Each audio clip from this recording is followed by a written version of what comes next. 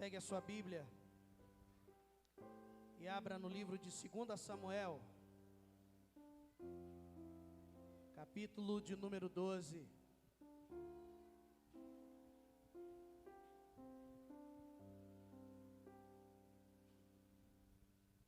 Versículo de número 1.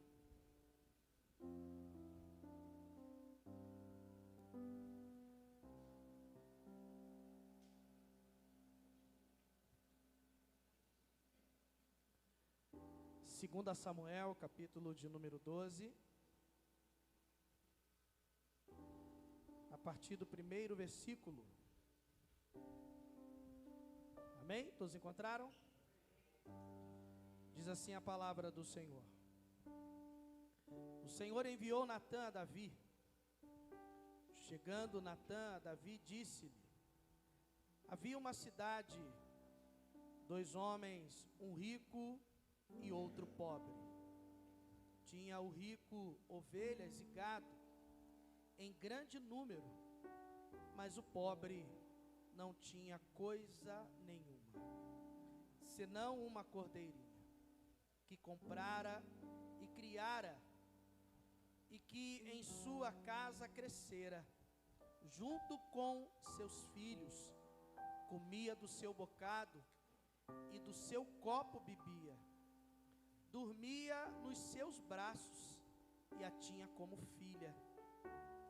Vindo um viajante ao homem rico, não quis. Só um minuto.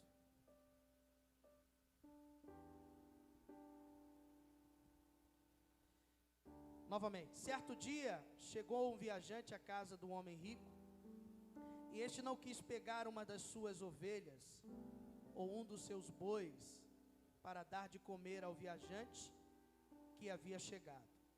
Em vez disso, pegou a cordeirinha do homem pobre e a preparou para o homem que havia chegado.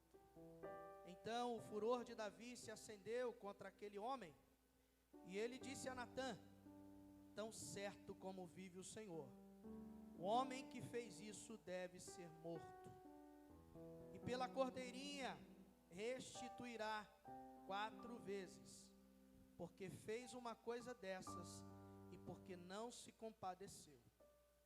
Então Natã disse a Davi: Esse homem é você. Assim diz o Senhor, o Deus de Israel: Eu ungi rei sobre Israel, e eu o livrei das mãos de Saul. Eu lhe dei a casa de seu senhor e as mulheres de seu senhor em seus braços. Também lhe dei a casa de Israel e de Judá. E se isto fosse pouco, eu teria acrescentado tais e tais coisas. Por que então você desprezou a palavra do Senhor, fazendo o que era mal aos olhos dele? Com a espada você matou Urias, o heteu. Você tomou por esposa a mulher dele, depois de o matar com a espada dos filhos de Amon. Agora, pois, a espada jamais se afastará da sua casa, porque você me desprezou e tomou a mulher de Urias, o heteu, para ser sua mulher. Assim diz o Senhor: Eis que farei com que de sua própria casa venha o mal sobre você. Tomarei as suas mulheres à sua própria vista e as darei a outro homem, que se deitará com elas em plena luz do dia. Porque você o fez em segredo, mas eu farei isso diante de todo Israel e em plena luz do dia. Então Davi disse a Natã: Pequei contra o Senhor. E Natã respondeu: Também o Senhor perdoou o seu pecado. Você não morrerá.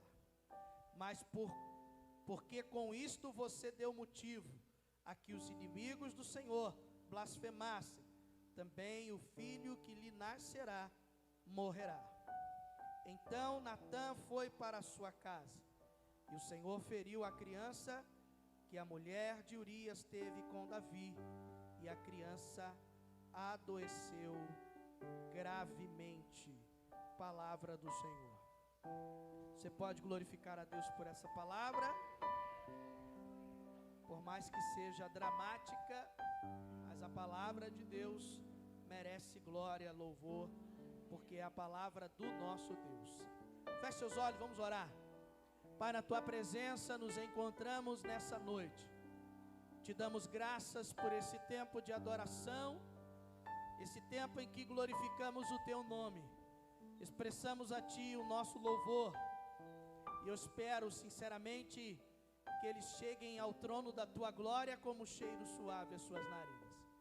Mas agora queremos ouvi-lo por intermédio da tua palavra, que é lâmpada para os nossos pés e luz para os nossos caminhos. Me coloco, Deus, como instrumento em tuas mãos, pedindo sempre a tua graça para cumprir a tarefa que me foi delegada nessa noite. E é com temor e tremor que eu peço a tua ajuda, o teu auxílio. A presença do teu Espírito é indispensável. Que ele seja o centro, que ele movimente sobre nós, para o louvor da tua glória. A ti eu oro, em nome de Jesus. Amém e amém. Tome o seu assento.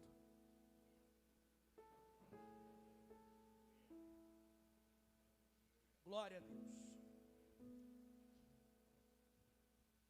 Nós estamos ministrando ao longo desse mês o tema Testemunhas de um Legado, e tudo aquilo que possa de alguma forma contribuir para esse entendimento.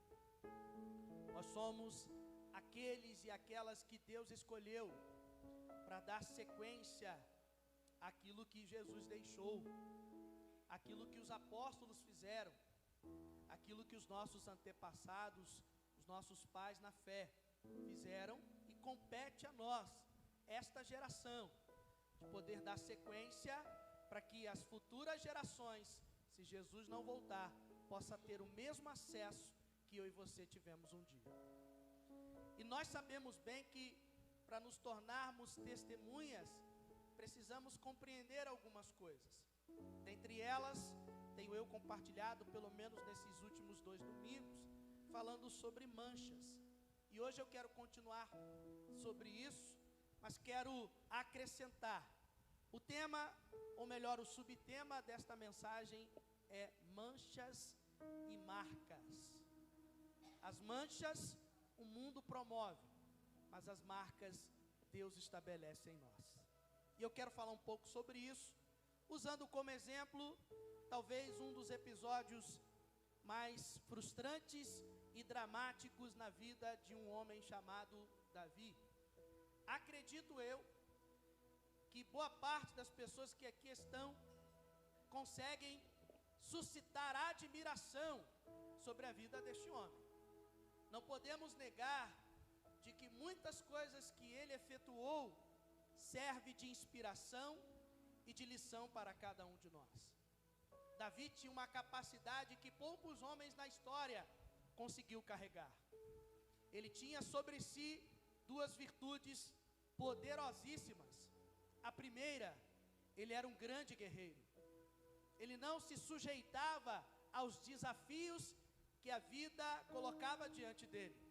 Podemos citar, por exemplo, aquela batalha fatídica que ele teve no Vale de Elá contra o gigante Golias. E mesmo sendo de pequena estatura, um adolescente até então, foi capaz de vencer um guerreiro, foi capaz de vencer uma batalha. E a Bíblia diz que seu nome foi título de canção para as mulheres em Jerusalém. Vocês conhecem bem a história, quando elas, com a mão no seu tamborim, declararam: Saul matou milhares, mas Davi matou 10 milhares. Ao mesmo tempo, Davi carregava a virtude de um poeta, a sensibilidade que existia em seu coração, a capacidade que ele tinha de poder escrever salmos belíssimos. Talvez um dos que mais se destacam é aquele que conhecemos como salmo dito popular, Salmo 23. O Senhor é o meu pastor, nada me faltará. Ele me faz repousar em pastos verdejantes, guia-me mansamente às águas de descanso, refrigera a minha alma, leva-me pelas veredas da justiça por amor do seu nome. Ainda que eu andasse pelo vale da sombra da morte, não temeria mal algum, porque tu estás comigo, a tua vara e o teu cajado me consolam. Prepara perante mim uma mesa, na presença dos meus inimigos, unge a minha cabeça com óleo, e o meu cálice transborda. No verso 6 e último, ele finaliza dizendo: certamente que a bondade e a misericórdia do Senhor me seguirão todos os dias da minha vida, e habitarei na casa do Senhor para todo sempre. Um salmo que nos faz pensar acerca do cuidado de um Deus para com o seu povo. E quem teve esta sensibilidade de escrever? Davi. Então, eu consigo identificar que Davi foi chamado segundo o coração de Deus, porque tinha a capacidade de um guerreiro, mas mesmo tendo a dureza de ser alguém que estava disposto a estar à frente de uma batalha, não perdeu a sensibilidade para escrever lindos salmos. Por isso Deus o chama de um homem segundo o seu coração. Davi, sem dúvida, tem em sua carreira, em seu currículo, muitas coisas para que você e eu possamos nos inspirar. Mas como todo homem, todo ser humano, ele também em alguns momentos carregou algumas manchas. Ele também carregou alguns erros. E é bom saber que Deus não omite os nossos erros. Aliás, a Bíblia está tomada de erros, de homens que falharam em sua caminhada, de mulheres que falharam em sua caminhada. E tudo isto prova que mesmo diante dos nossos limites, mesmo diante da nossa humanidade, Deus sempre terá a possibilidade de nos usar por sua graça e por sua bondade. Esse é o Deus que nós servimos. Esse é o Deus que nos salvou. Esse é o Deus que nos trouxe aqui. Porque se Ele levasse em conta o nosso passado, nem sequer estaríamos assentados neste banco. Mas por bondade dEle, por graça dEle, chegamos até aqui. E é a hora do glória a Deus. Davi é um exemplo de um homem que tomou uma atitude precipitada. Pergunto, quem de vocês aqui já fez alguma coisa do que se arrepender e até hoje lembra desse feito amargamente? Levante uma das suas mãos, só para eu saber que eu não estou só. É óbvio, muitas vezes somos guiados pelo instinto, muitas vezes tomamos atitudes precipitadas, e com isso é bom que se abra esse parênteses. A intenção dessa palavra não é, em hipótese alguma, te dar carta branca para você ficar pecando à torta e à direita. Vamos lembrar que o estilo de vida que Deus estabeleceu para o seu povo é a pureza, é a santidade, é a vida em consagração. O pecado, segundo Paulo, não nos dominará, ainda que tenhamos a nossa natureza humana e decaída. Mas há alguém que nos ajuda, ele se chama Espírito Santo. No entanto, não podemos esquecer de que temos os nossos limites. E esses limites não podem deixar de ser ignorados. Precisamos fazer essas observações, senão cairemos na armadilha do julgamento, achando que somos melhores do que os outros, porque estamos na igreja e eles talvez não. E esse talvez tenha sido um dos grandes equívocos que a igreja do século 21 tem feito, achando-se melhor porque está numa comunidade de fé. Bom, para quem lê a Bíblia de verdade, sabe aquilo que Paulo declarou à igreja: reconheça o outro superior a você. Porque quanto mais você está na presença de Deus, mais você se diminui, mais você se sente pecador, mas com um detalhe: remido no sangue do Cordeiro. Então é importante nós frisarmos sobre isso.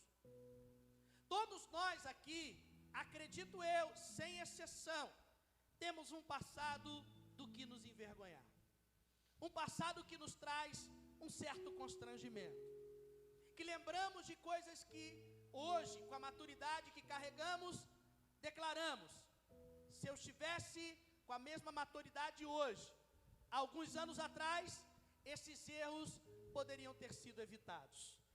Mas que sirva de lição para que você e eu não venhamos a cometê-los mais.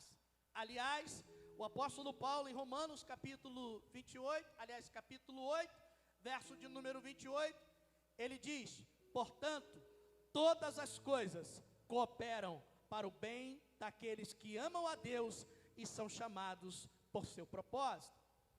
O que cabe a mim e a você é usar os erros cometidos do passado, primeiro, para não cometê-los mais no dia de hoje, e segundo, para fazer eles uma espécie de referencial, para que outras pessoas, através do nosso testemunho, não cometam os mesmos erros que você e eu cometemos lá atrás. Isso é importante nós ressaltarmos a título de introdução. Mas vamos ao texto em questão. A Bíblia diz que Natã, um profeta contemporâneo a Davi, apresenta-se a ele, iniciando uma conversa, contando uma parábola. A parábola, expliquei isso na parte da manhã, ressalto novamente, a parábola sempre foi uma metodologia aplicada por Deus, muito bem utilizada por Jesus, vocês sabem bem, para explicar acerca das coisas de Deus. São metáforas, isto é, contando acerca de coisas corriqueiras, para facilitar o entendimento no que se refere à instrução, ao ensino. Essa da seguinte maneira: ele disse que havia dois homens, um rico e um pobre. O rico tinha muitas ovelhas e também muito gado. Contudo, o pobre tinha apenas uma cordeirinha. E esta cordeirinha foi tratada por ele como alguém da própria família. Natã chega a dizer na parábola de que essa cordeirinha comia no prato deste pobre, bebia no copo dele, dormia com ele à noite. Olha que coisa fofa, olha que coisa linda. Tem gente que faz isso com seu gato, tem gente que faz isso com seu cachorro, é ou não é verdade? Tem gente até que reclama, mas quando o animalzinho chega, nossa, fica um mimo que só. E Natã vai contar essa história dizendo: olha, esse pobre cuidava dessa cordeirinha assim. Ele cultivava, ele nutria, ele regava carinho sobre ela. Eu acredito até que ele criou como um animalzinho de estimação. Só que o rico recebeu uma visita em sua casa. E a decisão que ele tomou, ao invés de pegar uma das suas vacas, dos seus bois, ao invés de pegar um dos seus cordeiros, das suas ovelhas, ele, de forma gananciosa, pegou a cordeirinha do pobre, matou esta cordeirinha e ofereceu como banquete a este viajante. Quando Davi ouviu isso, ele entendeu que a parábola indicava um feito. E pela manhã volto a dizer, de que o rei, ele carregava sobre si, em tempos antigos, não apenas a prerrogativa de um monarca, de um líder, mas ele também carregava a autoridade de juiz. Ele tinha a missão de julgar alguns atos cometidos em seu tempo. Vamos lembrar de Salomão. O primeiro feito de julgamento de Salomão, vocês conhecem?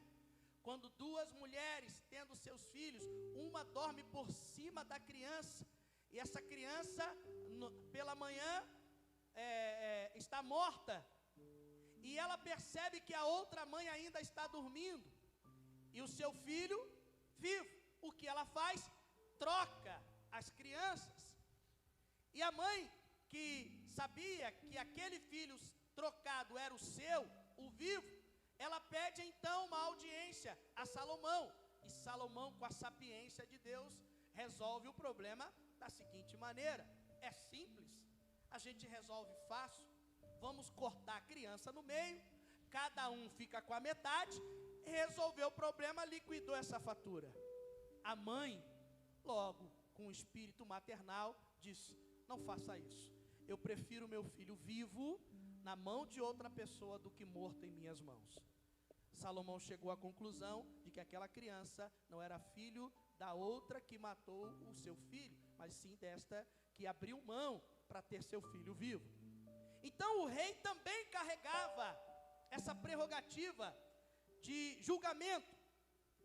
Davi, entendendo a parábola, ele questiona, e a Bíblia diz que ele ficou enfurecido, ele saiu de si. Ele disse: assim como vive o Senhor, este homem precisa ser penalizado de forma severa, e aquele que perdeu a sua cordeira terá que ser restituído 4 vezes mais. Depois dele ter colocado a sua ira para fora, depois dele ter colocado a sua indignação para fora, Natã vira para ele e diz: este homem Davi é você? Não dá nem para dar glória agora, né? Porque eu imagino que nem Davi deu nessa época. Ele imaginava que estava agindo com justiça.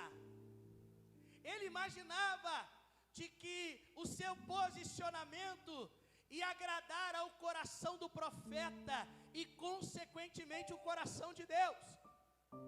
Só que quando Natã disse que era ele, esta pessoa, a ficha caiu, a máscara caiu, e ele caiu em si, reconhecendo que havia pecado contra Deus. Acredito eu que nesta hora veio à sua memória o que era objeto dessa denúncia. O que?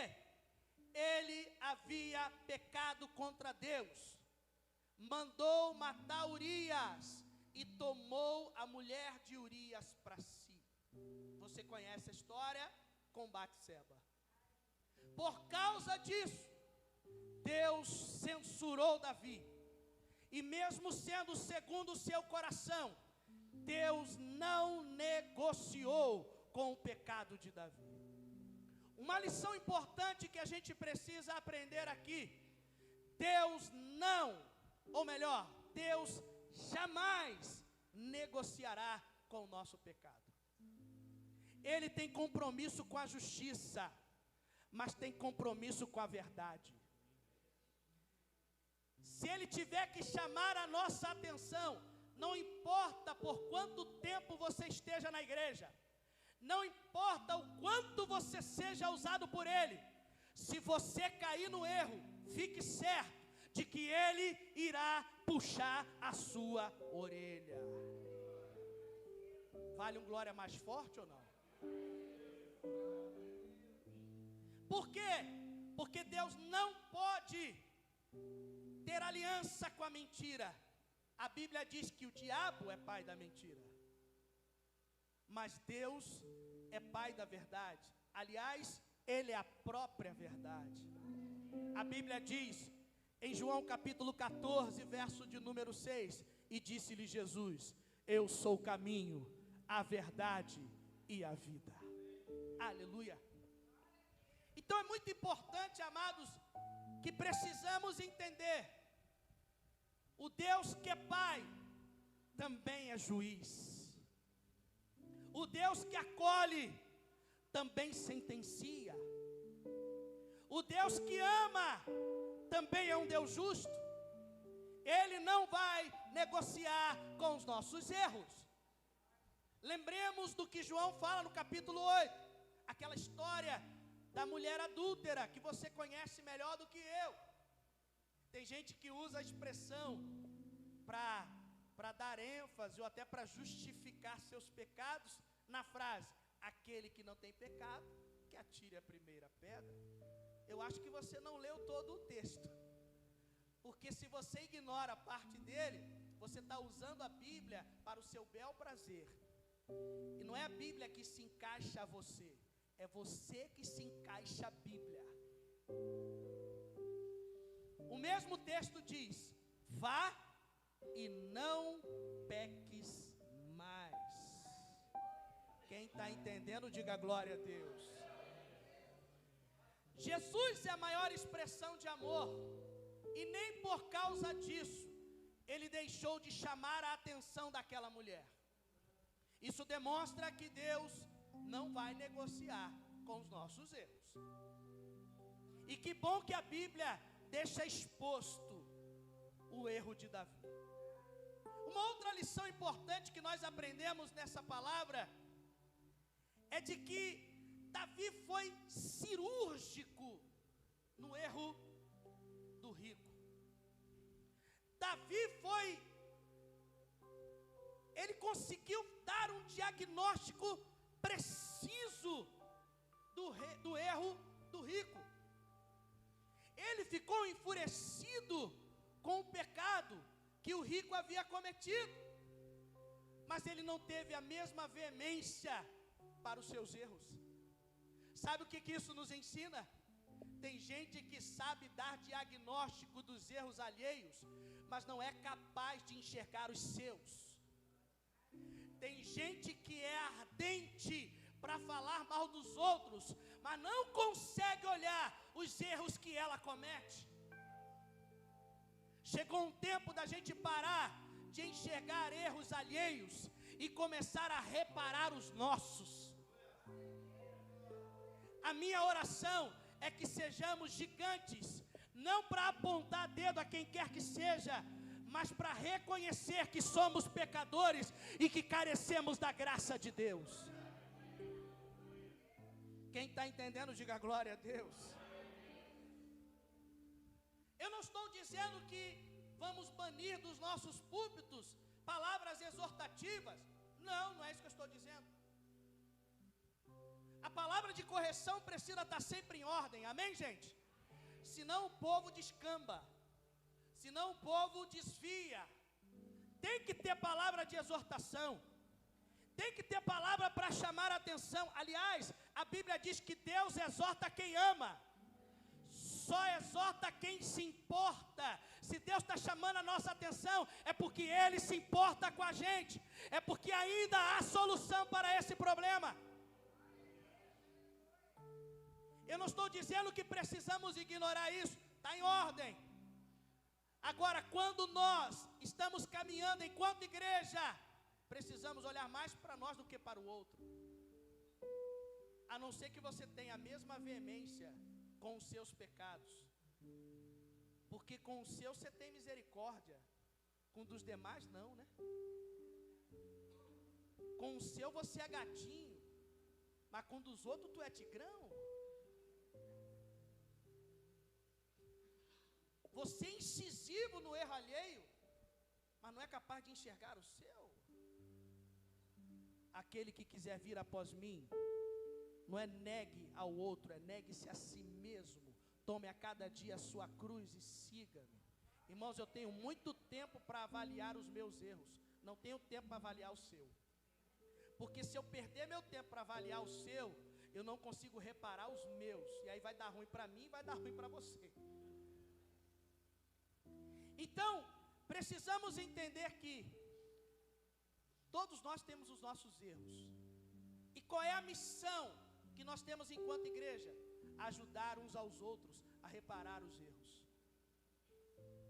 Quando eu ajudo, a igreja se torna forte, pujante, vibrante, valente.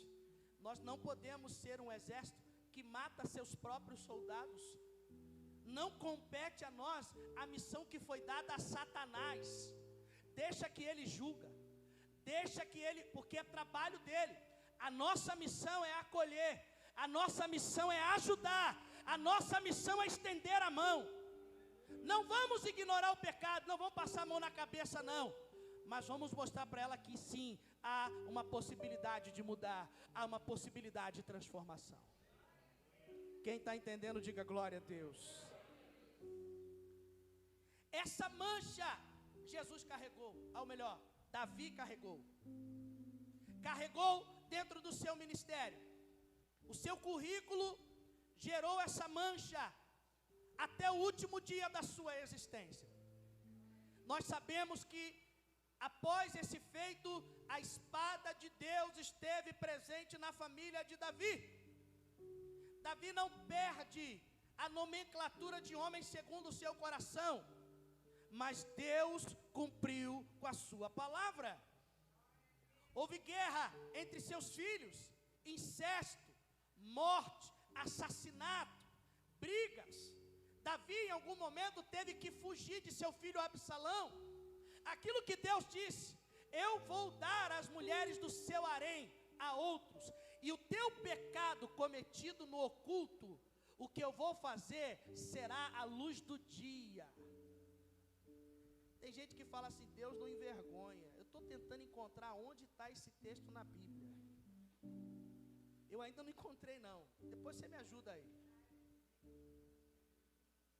Irmão, se Deus que tiver chamado a tua atenção, Ele vai chamar. E vou falar só para você quem está assistindo a gente pela live. Você vai ser chamado a atenção, e se ficar de bico, Deus continua sendo Deus, tá? O Glória senti que foi meio fraco, né? Mas Ele vai chamar a tua atenção, e se tu ficar de bico, Ele continua sendo Deus, tá? Ele não perde a santidade dele porque você não gostou daquilo que ele falou. Ele continua sendo santo, ele continua sendo eterno, ele continua sendo Deus. Cabe a mim e a você falar: Pai, entendi, errei, vou recuperar isso daí, vou me arrepender e recomeçar. Amém? Então Davi carrega isso sobre si. E todo esse caos se instaurou na sua casa. Davi cometeu outros erros, você sabe bem, mas esse talvez é o que mais chama a atenção de todos nós.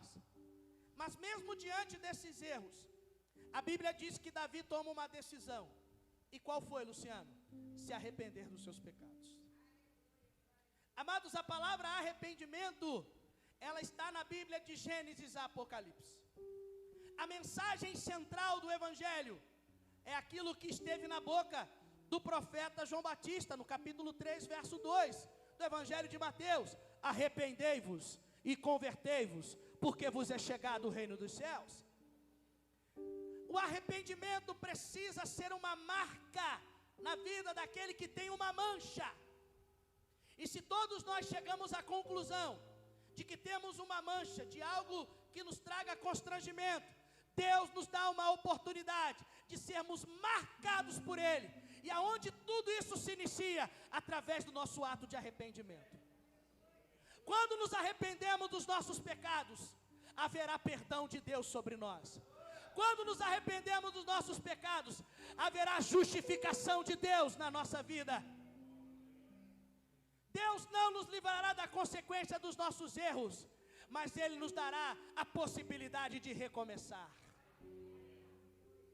E se tem uma coisa importante na vida da humanidade, que precisa ser entendida, muito especialmente sobre a igreja, é que o arrependimento é a porta de acesso para aquilo que Deus quer para o seu povo. Desse dia trágico, traumático, frustrante, dramático na vida de Davi, nasceu o salmo mais belo da Bíblia, o Salmo 51. Ele começa dizendo: compadece-te de mim, ó Deus. O verso de número 10 ele diz: cria em mim, ó Deus, um coração puro, e renova dentro de mim um espírito inabalável. O verso de número 11 ele declara: não jogues de mim a tua presença, nem lances de mim o teu Santo Espírito. O verso de número 12 ele diz o seguinte: restitui em mim a alegria da tua salvação e sustenta em mim um espírito voluntário. Do Salmo 51, nós utilizamos hoje como referência para nos inspirar a nos arrepender fielmente dos nossos pecados e delitos, e tudo isso em função de uma mancha que esteve na vida de Davi, mas que ele entendeu que valeria a pena reconhecer seus erros e recomeçar no Senhor. Quando nós reconhecemos as manchas que o mundo promove e nos arrependemos, estamos sujeitos à marca de Deus em nós. E essa marca o diabo não pode apagar. Era a hora do glória a Deus. Essa marca vai ser maior do que a mancha. O glória tinha que ser mais forte, porque isso significa que o teu passado não vai determinar o teu futuro. O que ficou não tem como apagar. Tenha maturidade para lidar com as consequências e viva a sua vida. Mas preste atenção numa coisa: isto não será um impeditivo para Deus operar uma obra poderosa na sua vida. Se você entender o ato do arrependimento, creia que o que Deus tem para você é maior do que aquilo que o mundo fez na tua vida. Romanos capítulo 8, verso de número 18, o apóstolo Paulo diz: portanto, as tribulações do tempo presente não se comparam com a glória que em nós há de ser manifestada. Sabe o que Paulo está dizendo com essa palavra? Que as dificuldades da vida não chegam nem aos pés da glória que Deus manifestará sobre a sua igreja, sobre o seu povo. Então chegou o tempo da gente se animar no Senhor. Eu sei que até aqui foi dramático para você lembrar do seu passado. Eu sei que até aqui foi difícil você trazer de volta aquilo que gera em você constrangimento. Mas chegou a hora de você se libertar dessas coisas. Chegou a hora de você entender que a marca de Deus é maior do que a mancha que o mundo colocou no seu currículo. Chegou a hora de você avançar e acreditar que o que Deus tem para você hoje é muito maior do que aconteceu lá atrás. Aleluia. Eu sei que agora te deu um certo ânimo, né? A gente precisa entender essas coisas, porque só seremos testemunhas se nós de fato não nos submetermos mais a essas manchas do nosso currículo. Tem muita gente na igreja preso ao que aconteceu lá atrás. Tem muita gente na igreja que está refém do seu passado. Tem muita gente na igreja aprisionada a esta mancha. Entra nesta igreja, louva ao Senhor, mas quando vai para casa, esses verdugos permanecem, gerando castigo emocional, psicológico e até espiritual. Mas eu profetizo que essa noite é noite de libertação do Senhor. É noite de livramento de Deus. Você não vai ser refém mais dele. O teu passado vai servir de referência para você não errar mais no dia de hoje. E quando alguém vier ao seu encontro, você vai testemunhar: eu fiz isso, mas eu te oriento, não segue esse caminho, porque vai dar ruim para você. Deu para mim. Deus vai te usar poderosamente. Quem crê nisso, dá um glória a Deus aí. Aleluia. Amados, precisamos ser oxigenados por Deus nesse entendimento. Não dá mais para ficar pensando naquilo que foi. O que foi, vou usar um termo que eu usei na semana passada. Repito, não dá para rebobinar a fita. Quem lembra daquelas fitas menores de meu Deus, cheirou na fitalina agora. Oh, meu Pai eterno. aquelas que você colocava ali para rebobinar, você colocava um lápis. Ai, Jesus, oh meu pai, eu sou da época da enceradeira, irmãos. Desculpa, eu tenho que falar isso. Eu sou dessa época aí da bala soft. Meu Deus do céu, parei. Não dá mais para rebobinar a fita. Você não consegue alcançar o seu passado, ele já foi. Ah, se eu fizesse diferente, não dá para chorar pelo leite derramado, já foi derramado. Então vamos tomar a iniciativa de limpar o local e recomeçar. Eu não posso ficar preso a ela. Se você pecou, arrependa-te. Se você falhou, peça perdão. Se você se equivocou, tenta reparar o erro, mas não pare por causa disso. Porque o diabo vai toda hora sinalizar o seu passado. Toda hora ele vai bater para que você não veja aquilo que Deus tem para você lá na frente. Mas chegou a hora de você se libertar disso. Chegou a hora de você ser um novo homem, uma nova mulher. E um novo homem não pode carregar no seu bolso o seu passado. Aquele que está escrito, aquele que está em Cristo, nova criatura é. As coisas velhas se passaram, eis que tudo se fez novo. Em Cristo você tem cheiro de novo todo dia. Faz assim, ó. Sente o cheiro de novo na vida desse crente que está do teu lado.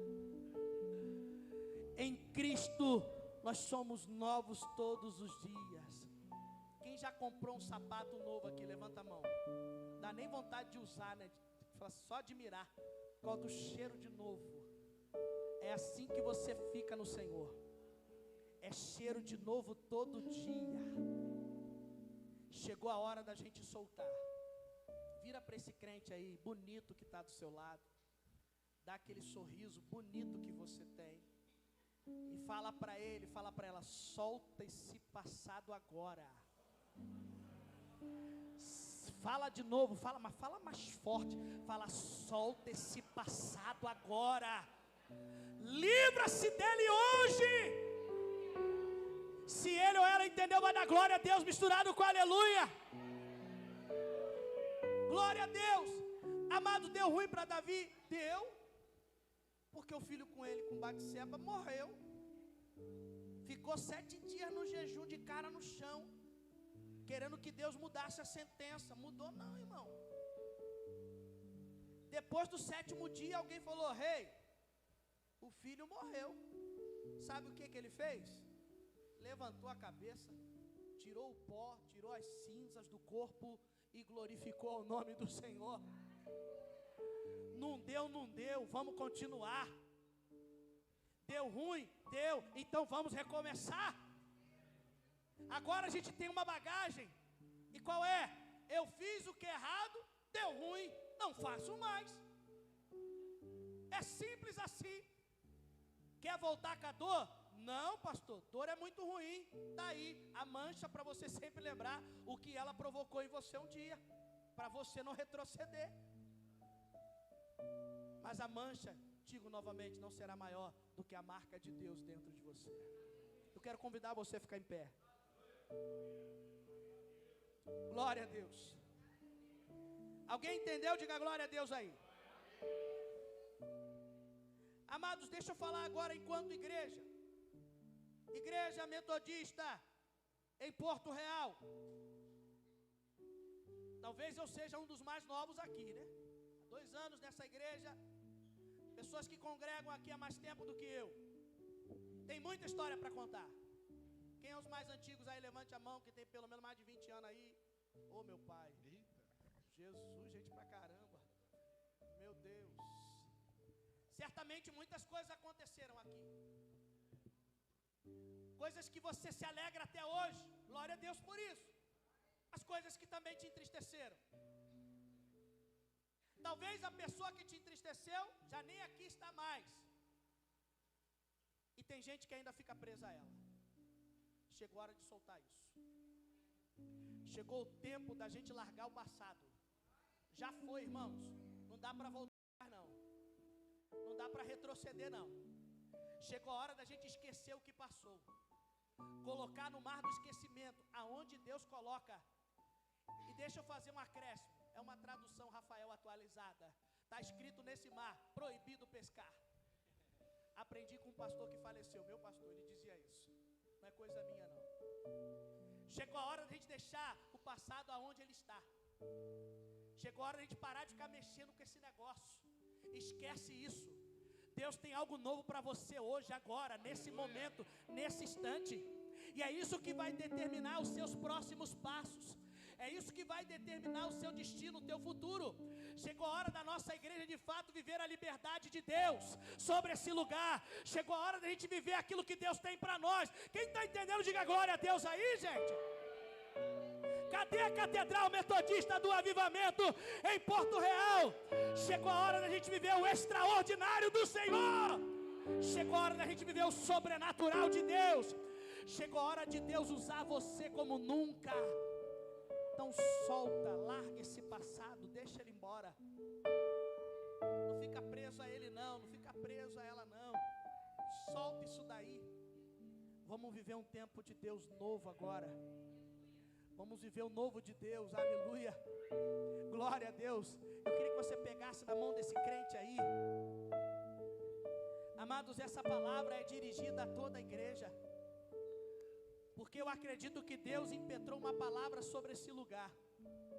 E eu serei repetitivo até que entre no teu coração e você entenda isso. Porque a repetição é pedagógica. Senão as pessoas esquecem. Eu vou ser incisivo. Eu vou falar quantas vezes o Senhor me der a oportunidade. Eu irei profetizar desse altar enquanto houver em mim fôlego. Eu continuarei dizendo, eu creio no que Deus tem para essa igreja. Não importa se alguns dizem o contrário, eu creio que Deus tem nesse lugar.